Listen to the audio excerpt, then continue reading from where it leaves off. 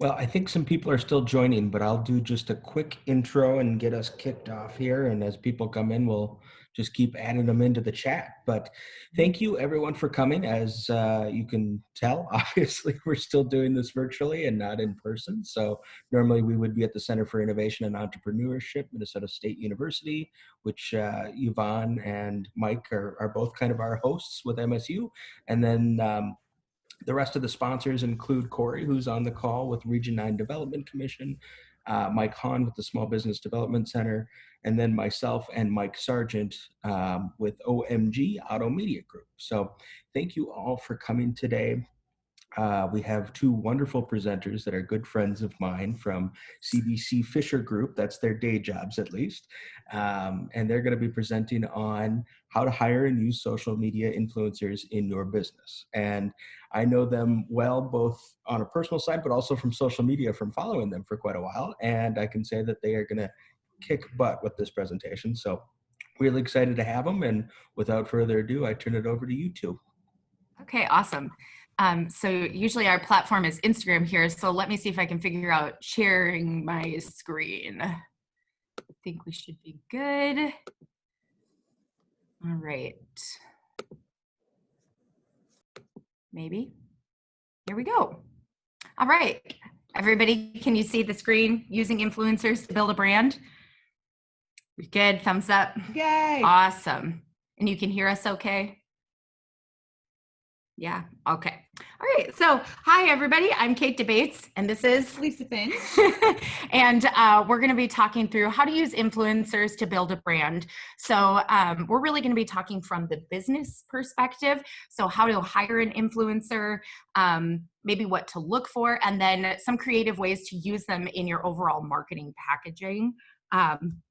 Lisa and I have done influencing, and we also have used influencers in our various roles, whether at Coldwell Banker Commercial Fisher Group or in many of, Lisa wears like 10 hats. Yes, across the board with Dunkin, with Finch at Home. There's a lot of great ways to use influencers. There's no one way to do it. So we're super excited to talk to the small business owners here in Mankato and anywhere you're listening from to show you ways to build your brand with them. Cool. So let's kick it off here. So a little bit more about us and how we met each other. So we just did it in a string of hashtags, if a hashtag was our friendship. So we were both Minnesota makers. I was vending and repurposing furniture at a store and then doing a couple pop-up events here and there. And then Lisa and I crossed paths because she was doing Finch design. And we met then through Instagram itself, and then through a pop-up event here in Mankato, down at Union Market, where she was on the organizer side and I was on the vendor side. And then I do several events, well, I did when we could have them throughout the year, locally and then up in the city's area. So it was just a series of paths crossing and meeting each other over and over. And then we'll probably do a bunch of like shameless promo throughout this, because that's the whole part of being an influencer, is introducing you guys to some cool people and brands to work with. So I remember Ginger Nealon of Baubles and Bobbies. She's a jewelry maker here in Mankato, but she actually, I mean, she's online. Wonderful. She's worldwide at this point. Yeah. She's great. She actually contacted each of us individually and said, I've met your best friend. And she called it from the beginning. She did. And so we were at these events with her, and it was just so funny because we met each other and instantly clicked. And then when I was at CBC Fisher Group, we were hiring somebody to really handle more of our consumer marketing in some of our ventures. So residential leasing and things like that. We're very business to business as an organization and a commercial real estate office. So we needed somebody with that marketing expertise, and enter Lisa. So I texted her, and it was so funny. And this is just the power of influencing too, right? So I texted her and said, hey, we have this job opening. I know you've kind of been looking or interested. I think you're awesome. And you interviewed and we hired you on the spot. On the spot. It's in demand. So keep your profiles fresh. Yeah. You never know what's going to happen. You have to be prepared. So now we sit 6 feet apart, and on Instagram and in our Personal work life. Yeah, I guess our followers are probably real sick of both of us at this point. All the time spent together. So So thanks so much for having us this morning to talk about an influencer. So we're just going to kind of break down what is an influencer. I think maybe it doesn't have the best connotation when you say the word influencer, because nobody really wants to be had, right? Mhm. Nobody wants like somebody to just pitch them products over and over and over again. So we're going to break down what makes a really effective influencer. So we just kind of wanted to throw out some words that we think of maybe when influencer comes to mind. Yeah, it just is a better connotation on there because influencer is something, it's been around. We've seen an increase in that word since the early 2000s. So I think it's gone through a lot of different changes in how people feel about the word. But at the bottom line, these are the words that we associate with being an influencer that carry a little bit more weight to the end consumer and also the person hiring. Yeah. So one I really want to point out is like a tastemaker, right? Yeah. So a tastemaker is that person that kind of maybe discovers something before everyone else and kind of gives it that credibility, or makes it something tasty. I don't know. Makes Yeah, it palatable. There's a lot of words So- we can throw in here. And so, yeah, being a tastemaker or an influencer is somebody that really maybe sheds light on a new product, an event, or service, and we'll break all of that down. But really, they're that person that knows the They know hottest what's new good. thing. Yep. And they can just use that to make your business better. Yeah. And then shout out to Lucy. She's also a local influencer over on the left there at Little Green Wagon. She has the cutest produce and pumpkin stand. Yeah. And she's been really influential in the world of female farmers. So while her beautiful photos and her squares on Instagram really draw you in, when you start to listen to what she has to say and the brands that she represents, she's really creating this pivotal movement locally and connecting female farmers all over the globe. So you don't have to search very far to find people making a big impact online for brands everywhere. Okay, so OG influencers, Lisa. Yes. Okay. So I've actually prepared some notes about this just because the history of influencers is one that started a long time ago. There have always been influencers. Word of mouth is his biggest thing. I know growing up, there was always someone in the neighborhood who knew what was happening, what was going on, and people looked to them for their advice. And one way that changed is the platform Yelp. When that came out, that actually took just the regular word of mouth from person to person and then brought it online. So it was a really big change. It's one of the top user generated review sites in the United States and beyond. It's really big here. It has traction elsewhere, but Yelp really just came out and took the authority on the subject of reviewing. And it's not just for restaurants. That's the main site of where people leave reviews, but people can leave reviews for anything on there from a service standpoint. It peaked in 2011. It had been around much, much earlier. And they saw increases in revenue. And that's the biggest thing as a business owner. When you put things out there and want to hire an influencer, the bottom line is you're going to want to increase revenue. And even a half-star increase in reviews, we're seeing huge returns on the end of the day for revenue that was coming in. So the first change, it was one of the first changes in the relationship between users and business owners. And you see it as a transaction. And that's just a great way that everything got started. People saw that they could become the authority on something and help increase a business's bottom line. So all in all, Yelp really changed the landscape for influencing, and it just started and kicked everything off. Yeah. And so we have some examples up here on the screen. We really put CBC out there. Thanks, Mike and Wes, for your reviews. We need to get those stars up. 3.9. I don't know how happy I am with that. But then we also tossed Beyonce. So if you're familiar with celebrity endorsements, Lisa and I kind of put our heads together when we were talking about influencers, and we were like, okay, who were the original influencers? Because now it's your neighbor, right? Everybody's a watchdog. Everybody has that cell phone platform. So going back to it, you had to have a lot of money for a celebrity endorsement. And celebrities were seen as trustworthy, whereas now in the changing times, maybe they're seen as not so.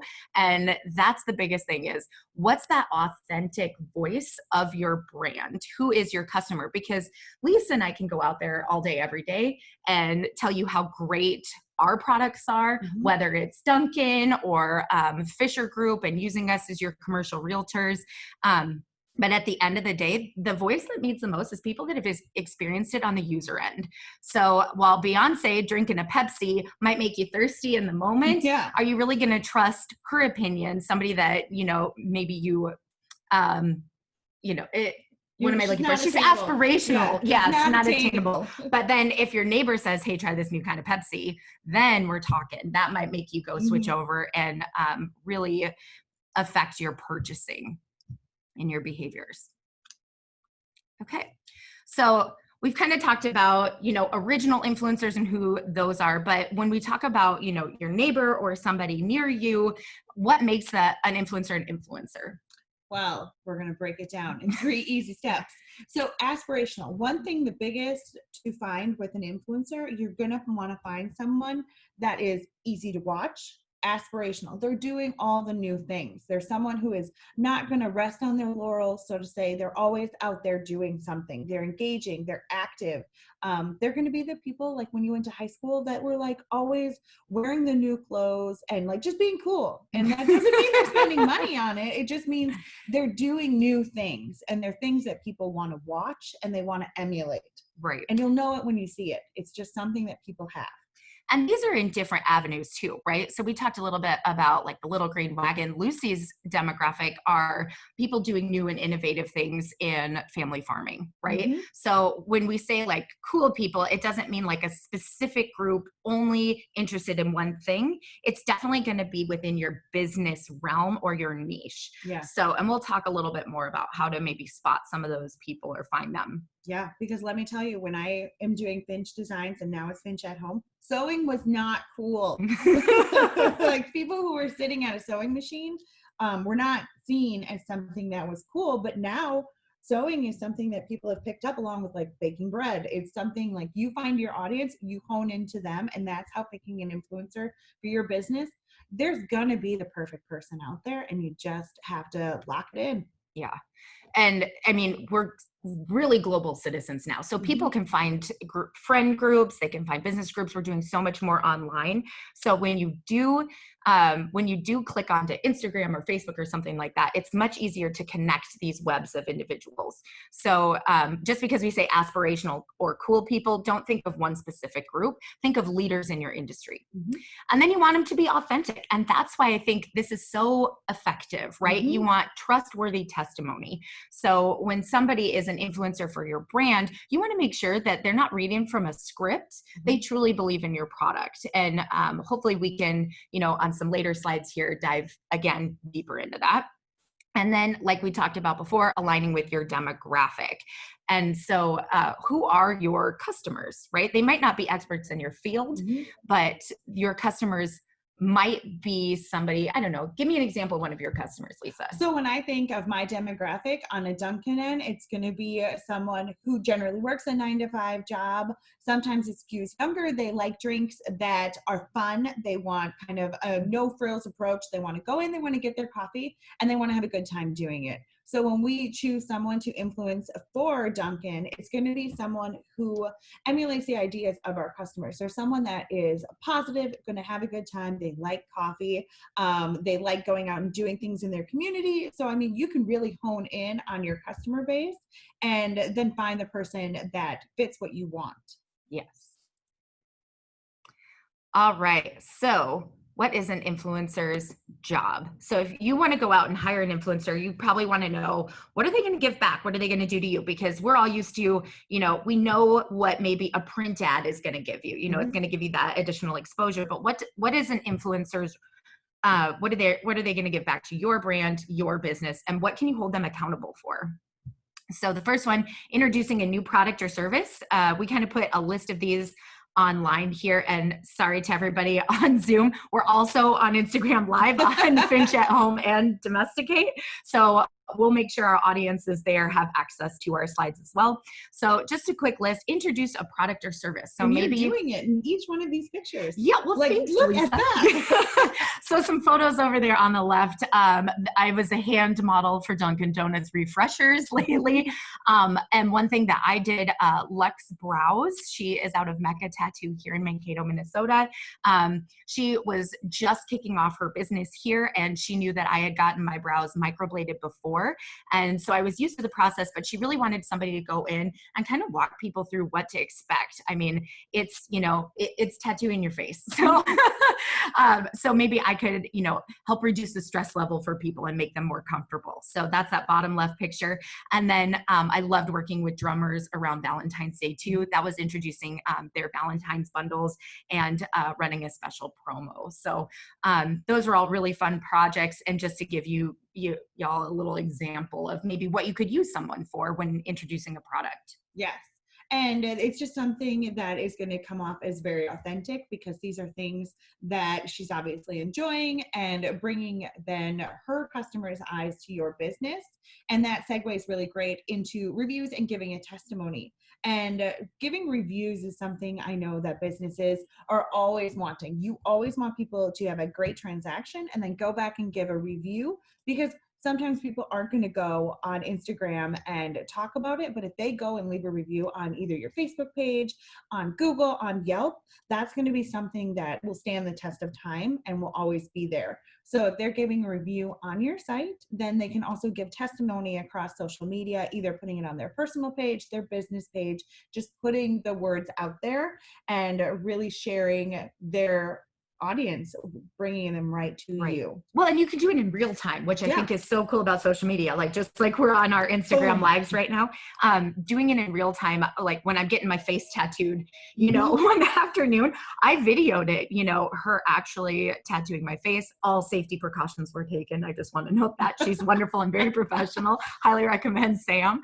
But people, not only could they hear my testimony, but they saw me experiencing that product or service while it was happening. So if I'm watching a video like that, you can really tell super, super quick who is being authentic, who really enjoys this product, service, event, what have you.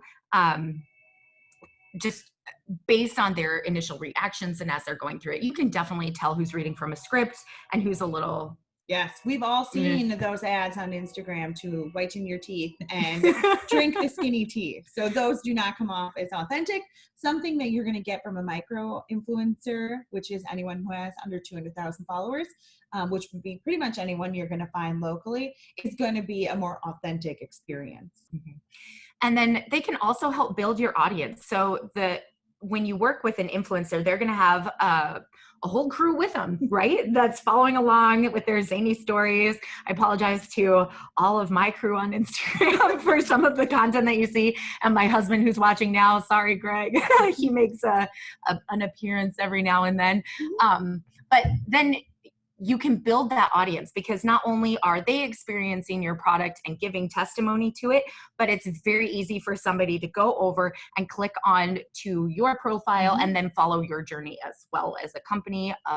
And I mean, one thing we haven't talked about are like our nonprofit friends, or people that are, having events and things like that. You can really make this mission centric too. So who's advocating for some of these things? Who's advocating for your small business, for your nonprofit? It doesn't always have to be something that it doesn't always have to be something that we consume, but really tracking, what's your end goal?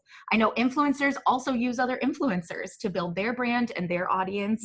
So that's definitely one big perk that can happen with no cost to the end consumer. And then they can just kind of keep following along with you for any other new products, services, promotions that you have going on. And then hopefully you create a long-standing partnership and you have somebody that you can rely on, that's trustworthy, that is going to continue to go out and be that spokesperson for you. Yeah, that's the end goal always, is that you want to have a long-standing steward for your brand. And this is a great way to do it. And just to keep the momentum going and eyes on your products or your mission statement. Yeah. All right, so now we talked about what an influencer is, what they can be held accountable for you, or why you might want to use one. So how do you select one? How do you hone in on that perfect person to really beef up your audience and meet those sales goals or those different the different goals of your business? And I will say, sometimes if you're starting fresh, selecting an influencer can be intimidating, but there are really easy steps that we've got on here that can lay out the best way to find one that's going to be a good fit for you. And I'm not saying the first person is always going to be the best fit. I recommend people going out and really just finding the one that does fit the best for you. And the best way to do it is to sit down and get yourself a piece of paper and write down your brand. Know your audience, know exactly who you're going to be pitching to and your demographic. So you can think of your perfect customer or your perfect person who will attend your event and really hone in on who that person is. And then do a deep dive once you've maybe made a list of some people and look at their followers and the brand itself. Like, what's their aesthetic? Are their pictures going to look good? Which sounds very, very shallow, but everything has to be a curated fit. It's just the way that people are watching things. They're very visual. So look at their followers, their brand, because at the end of the day, you will always be associated then with this person. So just make sure that what they're doing fits with what your brand is doing. Mm-hmm. And think about what you're promoting too. And I will say this, like, one really easy way to follow certain influencers, depending on what your business is make sure you are searching hashtags, right? So if you go on to Facebook or Instagram or TikTok, I don't know, can you hashtag on TikTok? This is how old I am. Mandy I apologize. Benson, listen, we need to know. So follow a hashtag thread. So if there's a hashtag that maybe your company is using or something, type that sucker on in, see who's popping up on that feed. Mm-hmm. And if you do see somebody, you watch a few of their stories, you really like their messaging, they seem to fit well with your brand, it's almost like hiring a marketing person or another staff member. So make sure that, all of that coincides. And then you might type some information because your budget, right? All of us in marketing, we get our budget, we have to meet those goals. And you're going to use a tool. And we've outlined a couple, Social Blue Book and IZEA. Yes. So I could talk about these two all day. Social Blue Book, okay, when you're an influencer, sometimes the most daunting thing is choosing what to charge. And then on the other end, as a business owner, finding out what to pay people. You want to have a good meeting of the minds because obviously you don't want to overpay, but you also don't never want to underpay. So you have to make a good fit. Easiest way to do this on the user end for influencers is going to go to Social Blue Book. You go in, you enter your information. It will give you a range of what you can charge. And then if you go to IZEA as a business owner, you can get ideas also about what's the going rate. So go on both of them and you can kind of find a meeting of the minds. I think every influencer should check out Social Blue Book so they're in line, and every business owner should be going to IZEA and finding like what's the going rate for X, Y, and Z. And it's really dependent upon engagement and basically your credibility on the site. So it's a great tool. You can also just kind of go and search on Google. If you go and search like, what's the best rate, to pay for an influencer, you'll find a trove of information. So really just spend some time on there. And I think the biggest bang for the buck in our area is going to be someone who is a micro influencer. Think local. Your audience generally is going to be local anyway. It's a great place to do a deep dive into that. And then for like, if you have a business that can ship, you can go and think across the United States. With Finch at home, I ship everywhere, so I can have influencers everywhere. In this picture, if you can see on the screen, it's got some jobs I've done locally just to use my sphere of people who follow local. There's a picture of a lovely gentleman named Tim. He's tiling our kitchen backsplash. That's from Independent Paint and Flooring, and they were looking to raise awareness about their services for tiling, especially with people in the spring. And we had a great campaign that we did together just to give people to know that they're out there, they will do this. And then the picture below is going to be from River Valley Running. They had just moved their location to Riverfront Drive, and we were promoting Girls on the Run because my daughter took part in that, and we were also promoting the Mankato Marathon. So it's just a great way. Using micro-influencer is going to have great word of mouth. There are people who live here. There are people who do everything here. And that's probably the best bang for your buck, on my professional opinion, is thinking locally and utilizing them for your business. Absolutely. And so they are attainable, is what we're saying. Like when we think of influencers, just like I posted Beyonce before, now influencers are gaining such a following. I mean, millions of followers on TikTok and Instagram and all these things. When you think, oh, I'm getting a phone call. Nope. We're very popular. Sorry. So when you think about an influencer, you don't always have to think of millions and millions of followers, right? Really adjust to the business that you're doing and that end product or that end goal, that end consumer, and go from there. And, you know, sometimes we're super affordable because we really believe in your product. Yeah, and we like it, and we will do it out of the goodness of our hearts because we love what you're doing. Yeah. Like, that's the greatest thing. Like the shirt I'm wearing right now is from her happy place in St. Peter. I love what she does and how she's helping the community there. It's very, very attainable from finding people that are local. Plus, think outside the box.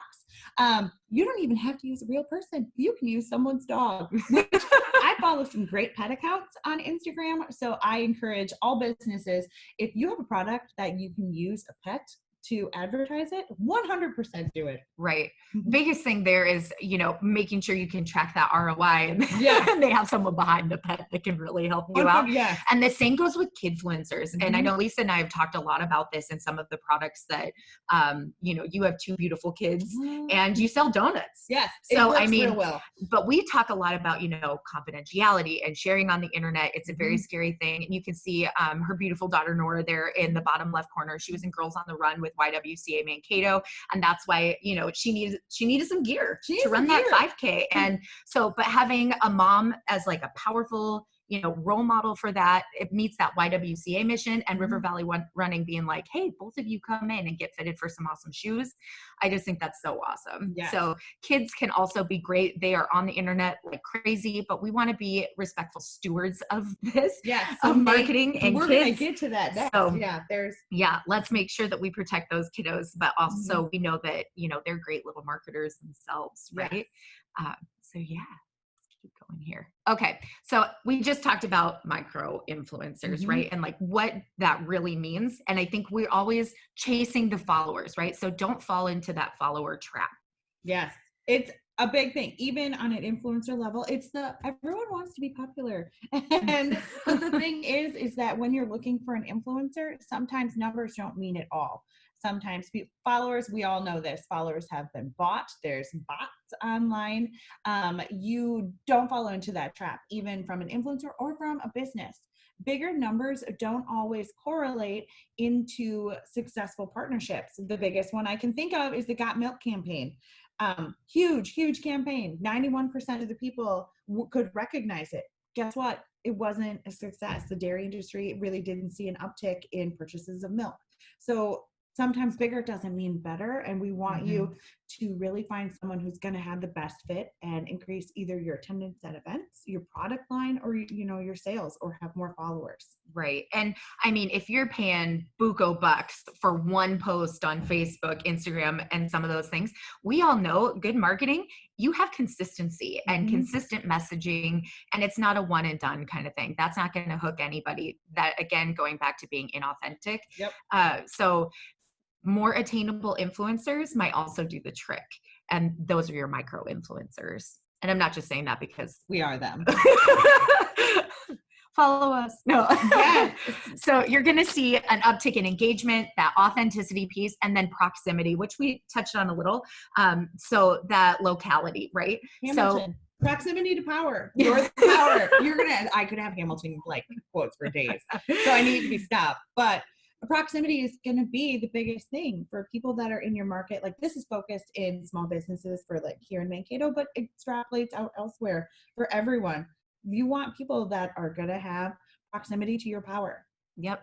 So, I mean, think about your real sphere of purchasers, event goers, supporters.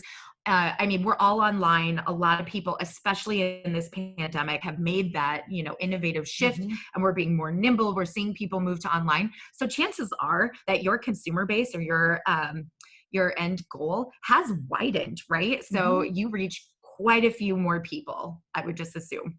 So while that has widened a little bit, I wouldn't lose sight of who have been your stakeholders from the get-go. Like, who are Who's your your hype true crew? Yeah, exactly. And so and some of them, I mean, they might have just their family and friends on Facebook and Instagram, but that might be 200, 300 people. Yeah, and that's about authenticity. So that right there is going to be a trusted source, and that you should not ever discount that. If they can take a good picture of your product and share it with authenticity, that's boom, right there. Easy way to transactional into sales. Oh, and one other thing. So if anybody could think of this as like that referral fee in reverse almost. So a lot of businesses have had referral fees or discounts in place for a long time, right? And it's somebody that goes out, tells somebody about your brand, and then they get a little incentive if they refer someone. Think about this just in reverse. So if somebody is promoting your brand and you give them an incentive beforehand and create that trust there in that relationship, then they're much more likely to tell a wider audience, right? So I would just think of, kind of putting the cart before the horse. Yeah, it's putting it out there. All right.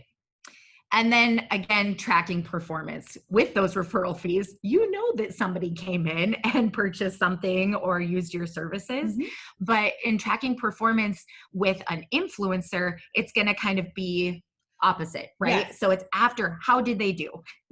And we, again, sorry to Instagram right now, we will share these slides with you, but make it count. So here are just a variety of ways that you can track performance. And I've used all of these with businesses I've worked with and worked for. So on a business end, we provide discount codes. We're going to give you one for Dunkin' Donuts today. Because it's breakfast. It's social media breakfast. You need a donut. People are getting life. free coffee. Yes. So you can track discount codes used. You can make a code for each influencer you're going to use, to have it be their name or the event. You can see who is using those codes. And then you can also track obviously transaction purchase. You can also track views and likes on the post and use those to track how well you think of performance is going to be doing on that. Another easy way, new followers. Yep. And think of that as like somebody new that walks past your store, is window shopping, right? So those views, those likes, they're getting introduced, but they're not making a commitment, but they're probably more likely to know about your brand, and that seed is then placed with them, on right? average, you need to see something 7 times before you either commit to follow, make a purchase. So the amount of bang for your buck on using a micro influencer is going to really help put your product in front of people enough times where they're like, oh, hey, I thought of this place. I'm going to go look when I'm shopping online, or I'm in Mankato today. I better go swing by. Yep, exactly.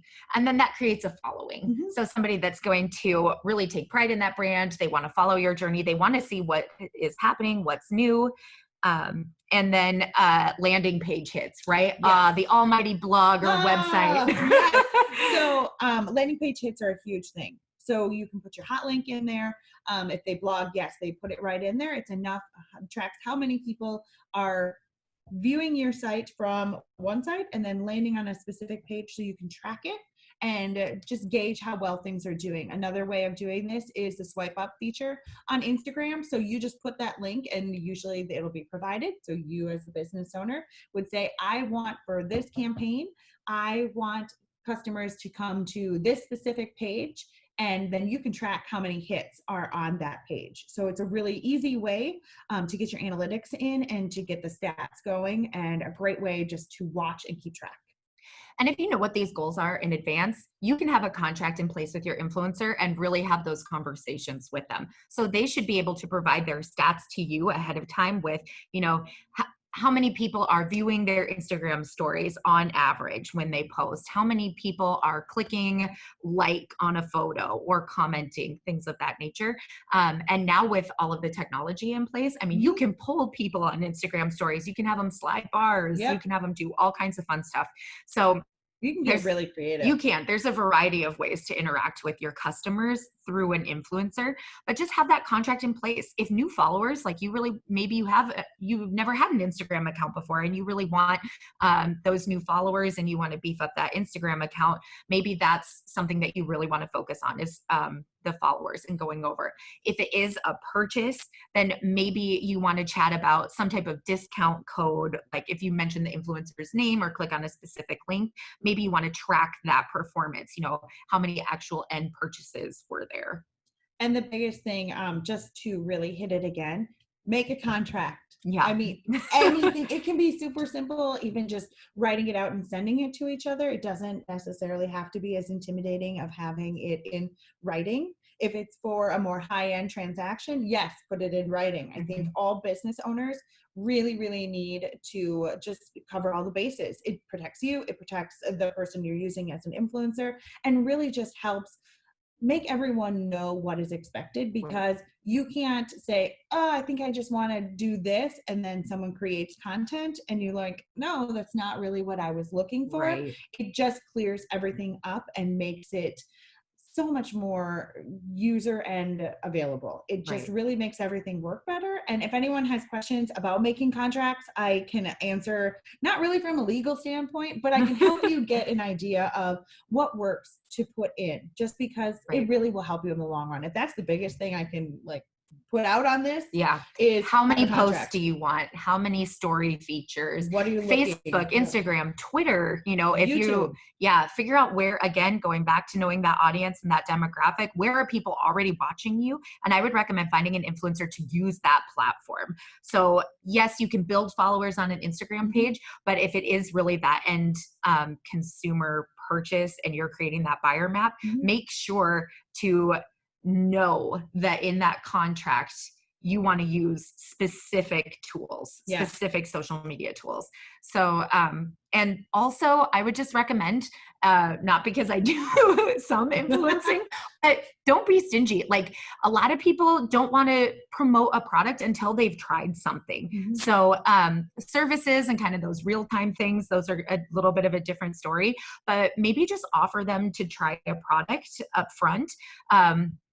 And, because I've been approached, I'll just be really frank, and I bet Lisa have too. I've been approached just, with a lot of different products saying like, hey, we'll give you and your followers a discount, but then they still require me to buy and try a brand new product.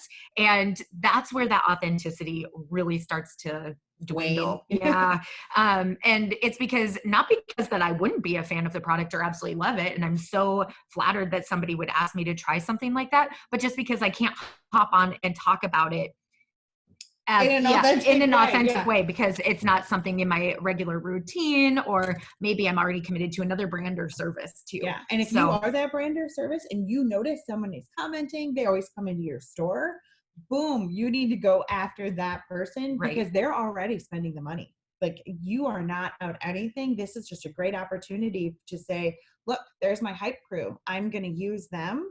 And then it's the best. There are so many places that I go, like shopping at her happy place. I'm already buying her stuff. It works out really well because I love going there. So utilize that audience, utilize your biggest fans. Great. All right. And we left plenty of time. It's 8:42. We left plenty of time for questions.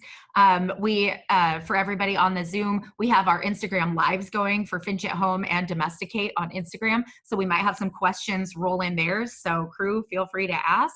Otherwise, thank you so much for having us today. So can we answer any burning questions for anyone?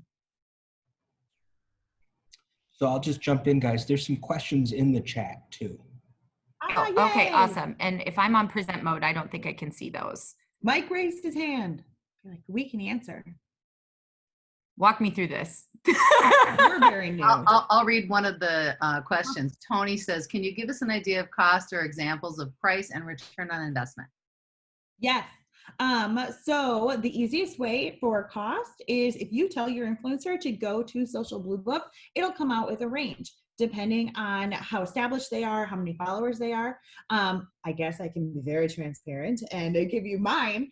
I've gone to Social Blue Book and it ranges from anywhere from either $100 to $125 for a post. And sometimes that's not even what I'm going to charge. Usually it's in exchange for product and it's from a brand that I love anyway.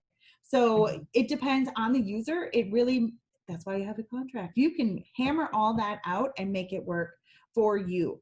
So if you go on IZEA, you can get ideas, or have them screenshot their social blue book page and send it to you, and you can work on it from there, because that's not the end all. Things can always change, and I encourage everyone to be flexible and just to work out what works best for your business. Right. And yeah, a note of transparency. So I have about 1,100 followers, and my posts are $20 a piece for my posts. But really, where I see the highest engagement isn't always on my posts, where that's like a lasting, that's more of a lasting message. It will forever be on my profile. But my stories, I love my followers and all my stories, and I get about 250 people watching my stories when I pop up, and that's from like I've brushed my teeth. So you guys are great. Yeah, I'm sorry, but I just it. so yeah, and even in our event description here, Lisa and I are pretty open and honest about this. It's a fun side hustle for us, and we love it, and we've met so many cool people, including each other. So I mean, our motives aren't always to make tons and tons of money. It's to talk about awesome things and build community. And places we love. I do encourage business owners to really utilize stories as a way to capture. I mean, I just bought a blanket from the Faribault Woolen Mill because it came up on my stories. So utilize stories. Usually it's cheaper to do stories. It's great. Some people have swipe up. You can take them exactly where they want to go. People are their most authentic self in their stories. So if you want to really get to the heart of your consumers, have an influencer who does engaging stories.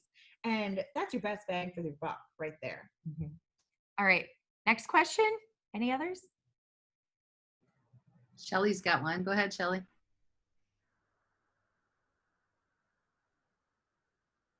Maybe I should take it off of screen share. Oh, I'm sorry, guys. I was just looking for, are there apps that you can like do your social media posts at multiple platforms at the same time that can help you with your hashtags, so you don't have to retype them every time and forget what you're looking for?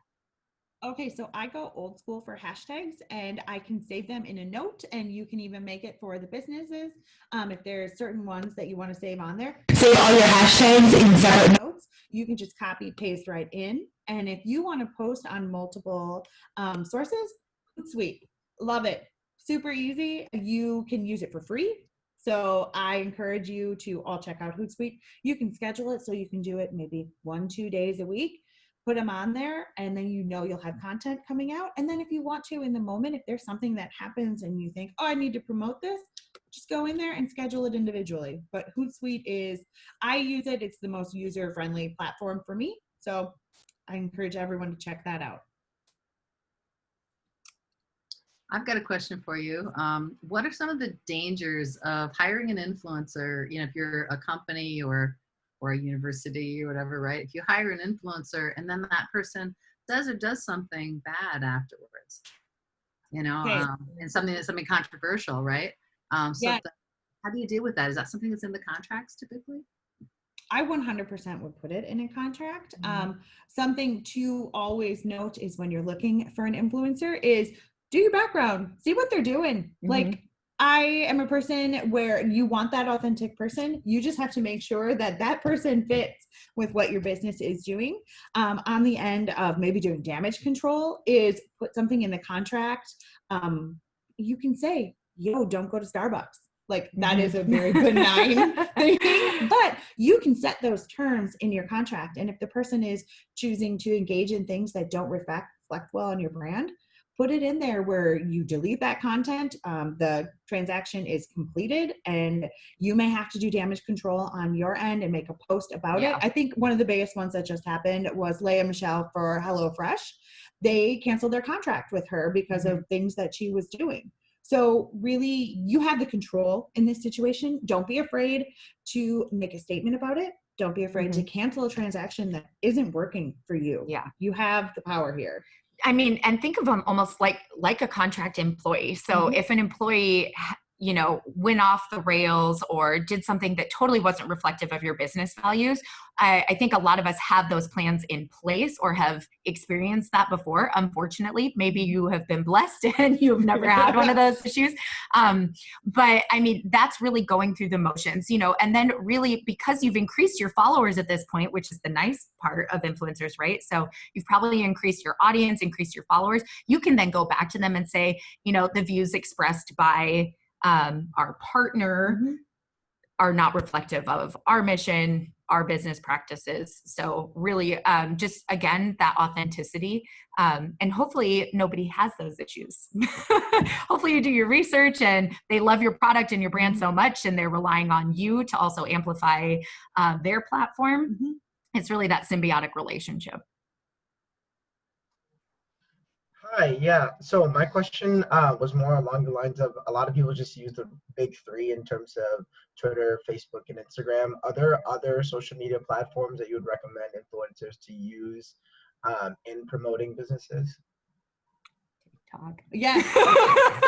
So there are more. And I don't think you should put all of your eggs in one influencer basket. There are things that each influencer is going to be good at. Hone in your contract to do that. If someone were to hire me, they're not going to hire me to be on TikTok because I don't do it. Really, you can do, I would say YouTube is another great business channel for people in our community. It's not something that I am super experienced with, but there are people out there that are killing it on YouTube. So definitely explore your avenues. I know TikTok is super controversial right now, very popular.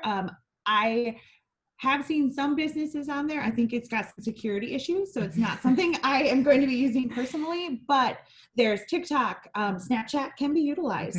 You can use YouTube.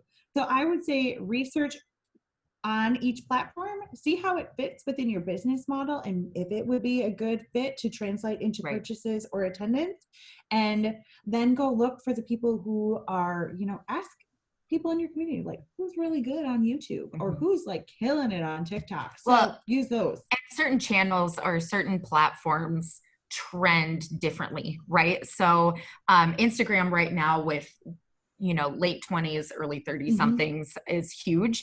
Facebook trends a lot older, whereas YouTube is younger. Well, my kids on YouTube, it's great. Follow Owen Christensen. Owen's on there. So different platforms definitely trend to different age groups, different genders as well. So I would say do your research there with, who your target audience is, and then maybe negotiate those platforms with whomever your influencer is going to be. Do your due diligence. Yeah. Yep. You control the narrative, so you can find out who's going to be the best for you. Good morning, you guys. You both look beautiful. This is so much fun. I am learning so much. Thank you. One of the questions I have is, both of you being the beautiful, amazing influences that you are, what are things that you look for in a business who's asking you to promote, and what makes you say yes? Free stuff. No, I'm just kidding. No, I would say something that's already in my daily routine and something that I'm passionate about. So if you come over to like my Instagram page, it's home renovations, home decor, home projects. And that's what my audience came to me for and is looking for. So that's why they stick around. My engagement goes through the roof when I make Greg rip out a closet or I watch all of it. Or have to paint a new room for the 4th time. People love that. So that's really my demographic. That's who my audience is. They want to refresh their home on a budget. Also, when I post stuff on trying like new beauty things, like Heat Salon has been great to work with. I use hair extensions. I have much before I started, promoting some of that. But they have just been, all their stylists are wonderful. They make me feel awesome when I'm there. And I reached out to them. right? So I've reached out to a couple people too. And so hopefully if you're lucky enough, you'll have influencers come back to you. And just to kind of pick on some of my people in the audience, I see Jen Cucarulo, I see Corey Egeman here from the university. I would say students, right? People that are in your programs that have had a wonderful experience with professors, have built their career on the foundation that they built there. That's who you're really targeting, right? You want students to come and have a wonderful time at your program. So I would say go back to some of those students that have a big platform or have just been awesome while they're spending their time there. Oh, sorry. Yeah, I left Greg out. He's in athletics. But student athletes, I think that would be awesome too. I know that even Auto Media Group brought us all together this morning, but they're so good at shining a light on their client spotlights in their e-newsletters. And then that just encourages those clients then to go out and give testimony to them. So I would say you don't have to look very far. And chances are, if those influencers had a good experience with you as a customer, reach out, create a partnership and just say, hey, we really love working with you. We love providing this service to you, your family. Are you interested in, creating a lasting partnership? Yes. And I think one thing that I look for partnerships is a mission that is centric with things I believe in with a brand. Is this brand authentic? Have I purchased from them before? Do I love what they're doing? And so something I would encourage all businesses to do is maybe polish everything up. Make sure things are looking real good. Don't just throw things on your social media to just have content. Be really focused in what you're putting out there, because that's going to have the best return on finding an influencer, because they're already loving your brand. It's then sharing that love with everyone else. And then in the chats, we had a question from Mike about review sites. And if there are any, we mentioned Yelp and Google, but any other review sites, I would say Facebook reviews. 100%. Facebook SEO drives stuff through the roof in our very limited experience with SEO. That's why we have people like Auto Media Group in our backyard. But I would say a Facebook review or social media review and testimony is awesome.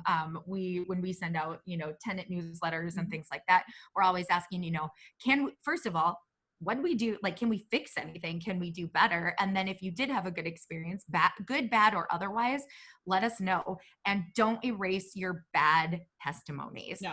Respond to them. So I would say embrace that, figure out in your company culture how you can do better, and then maybe use an influencer that maybe had a negative experience. This would be kind of unique, had a negative experience and then turn it around and say, okay, so let's reach back out to you. How can we fix things? So very good. I'd say own it. Yep. Anybody else? I know we're catching up to 9 a.m. So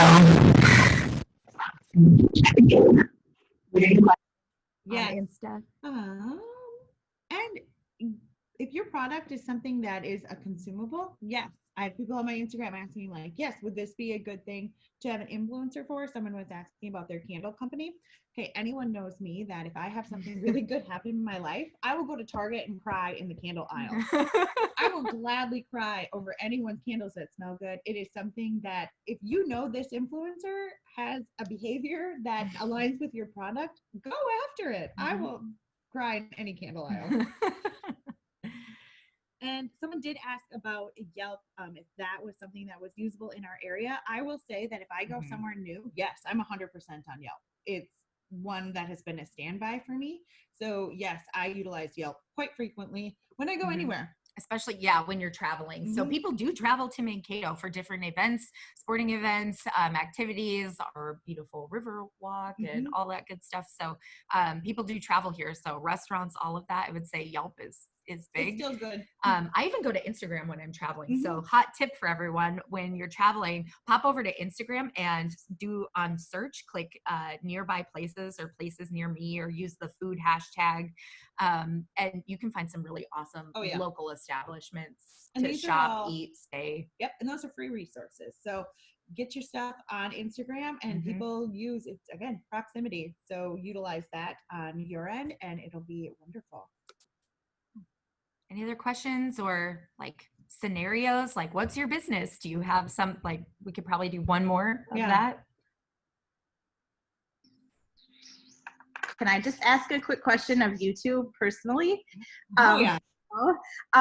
So how, and maybe I missed the first 5 minutes, so I apologize. Did you explain how you kind of became influencers? Like, what if we have students that might want to become influencers or something? Like, I guess, what's the best route to become an influencer? I don't know if I ever became an influencer. So I would just say, mine started by posting house photos, right? Posting pictures of my house, projects that we have going on. And then just through the power of connection and community, I reached out and started building other networks. People started sharing what I was doing. And then honestly, give back. I would say the biggest thing for me is sharing other people's projects, things that you're interested in, and building the community that way. So yeah, that's kind of how I did it. And then, I don't know, I'm just kind of abrasive. So I'm just like, hey, can I try this? Or I love your product. You want to talk about it online? I would love to share. So that's just, that's just who I am. Calculated. Yeah. I'm just like, people want to hear what I have to say. And so I started my Instagram and business in 2012. So this was like a long time ago in social media world, back when Instagram was very, very different. So I started mine again by sewing.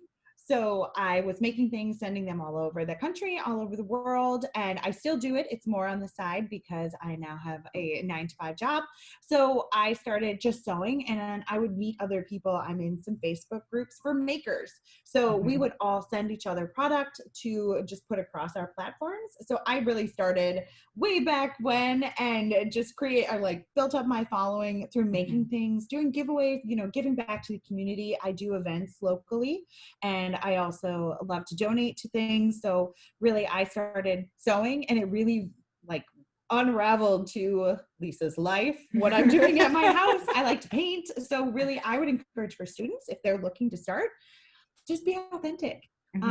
It's a very different landscape than it was in 2012. I would always encourage people to see what's trending online, like stay with the trends, do a lot of stories, be authentic, share what you love, do what you love. And people will always react positively to someone having an authentic experience. But I'm sorry, Wes, you can go. I was just going to say, that is the 9 o'clock time limit. So I just want to let everyone know, thank you guys for coming. We can still do some more maybe Q&A after the fact here if we want to have more people stay on and ask some questions, of course, if Kate and Lisa are available. But I just wanted to make sure that we did a quick wrap up and let everyone know, for people that need to jump off. I think it's August 14th is going to be the next SMB. We're going to have Mark Beats from fun.com presenting. So make sure to keep an eye out for registration and more information coming on that presentation. Also, do we have a discount code? I'm going to give you one for Dunkin. It's breakfast. It's social media breakfast. There we go. At Dunkin. So if you go into, we'll keep it the Mankato location. I think most of you are down there. If you're in St. Peter, shoot me a message. I'll help you out. If you go through the drive-thru, you'll have to either go in, wear a mask, and go through the drive-thru.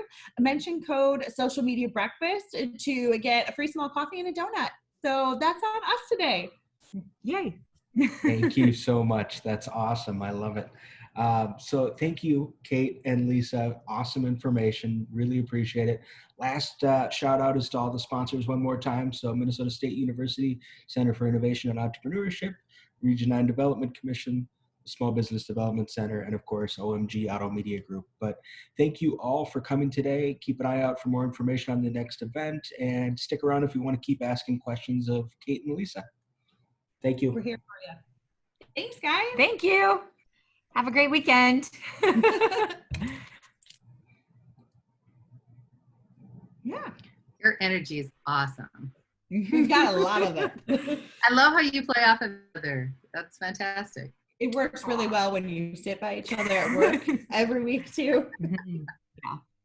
Pretty much Totally. live together at this point. Yeah, Lots I of hope good I didn't make information. I'm anybody taking lots of notes. nervous because we're not 6 feet apart. I Not know. social distancing. I was like, They don't have masks on. We're already really close. Then you asked that question about like PR problems. We're just like, we're kind of a walking PR disaster.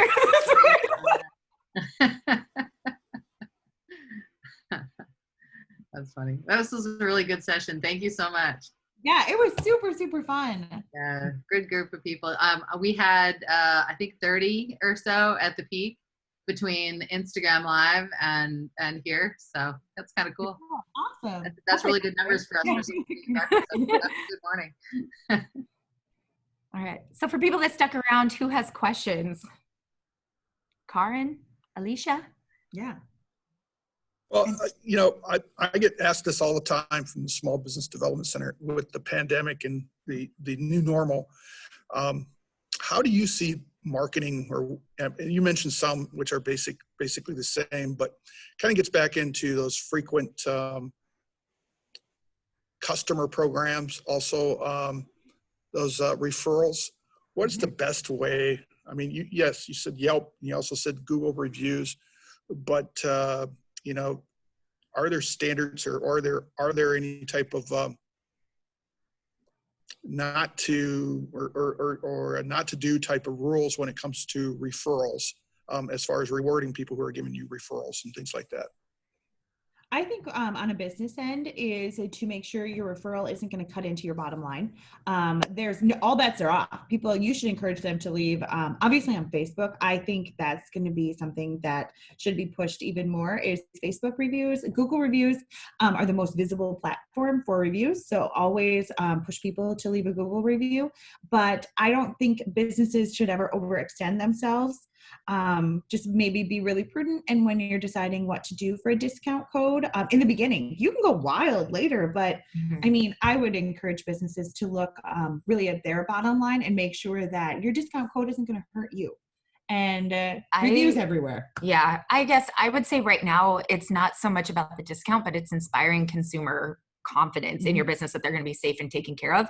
So I would almost encourage people using influencers to walk through the new normal, right? So if I'm going to go in and get my hair colored or something, could I then show my audience the process of how I was taken care of, everything being wiped down, who wore a mask, those sorts of things. And also working in commercial real estate, I know that, we're on job sites all the time and they're used to this, right? With OSHA stuff and, things laying around. They know that they have watchdogs, but I think that if they can actually harness the power of people that are using, or that are being proactive consumers, I would say that would be a really probably a comfort to their existing audience to come back in. I know Dunkin had a great experience even through all of this when having to close or clean and things like that. Just being really transparent with your audience and just saying like, hey, this is what we're doing. And this is, we're taking care of you. And that's the best thing about influencers is usually they're really adaptable.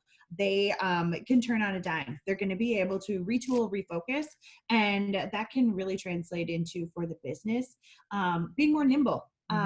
Use them to show what you're doing to remain healthy. Like Kate said, let them carry your torch, and that can translate really well into let people know what the new normal is for your business, and they can be the one who walks them through that. I have a question, ladies. Great session, by the way. So I play the role of a small business owner. I've got a meal delivery company, basically, and we service meals to 16 different communities. And I'm looking for an influencer.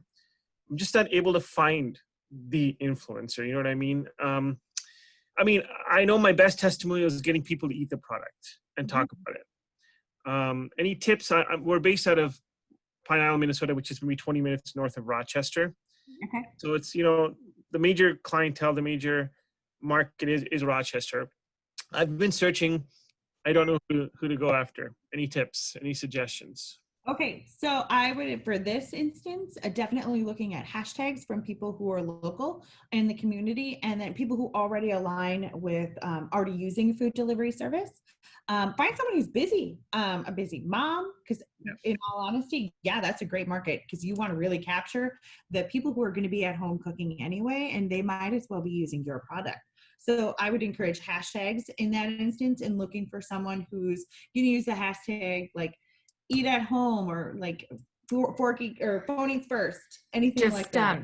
just knowing Rochester too, so many people are transplants, right? People don't want to be in Rochester. And if they are for a long period of time, it's probably they are eating out quite a bit. So how can you get in with Mayo? Is there a doctor or an admin or somebody that's ordering lunch every single day? You know, somebody like that. I would say, can you run some promos with some of them? Or maybe not even promos, but like, can you go back through, I don't know what type of information's proprietary, but can you go back through some of those orders and see like, okay, we delivered to this department so many times a week, or, you know, and kind of hone in on, okay, who's ordering, you know, or who I would say, can you, you know, I know right now it's a different time, but like walk the halls. Can you see what's around there? Who's doing good things?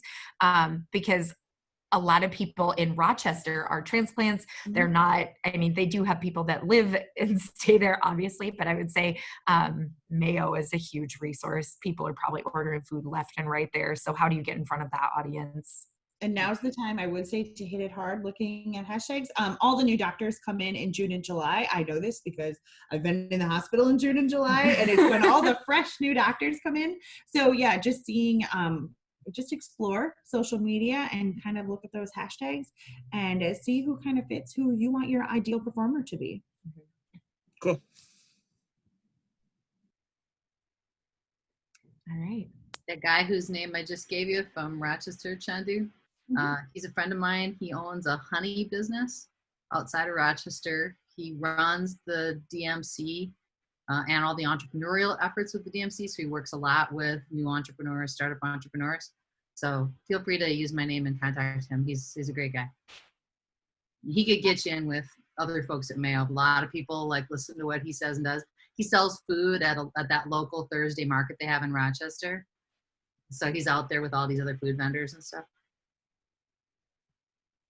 And yeah, I would encourage, utilize, if there's a small business development center, like we have our wonderful one in Mankato, those are free.